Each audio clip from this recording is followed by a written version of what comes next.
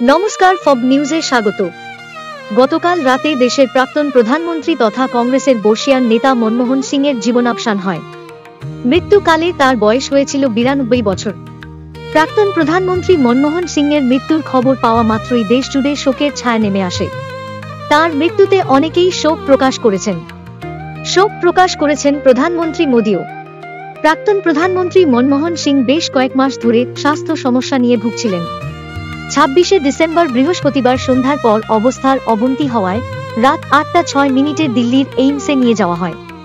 রাত 9:51 চিকিৎসকরা তাঁর মৃত্যুবরণের খবর ঘোষণা করেন।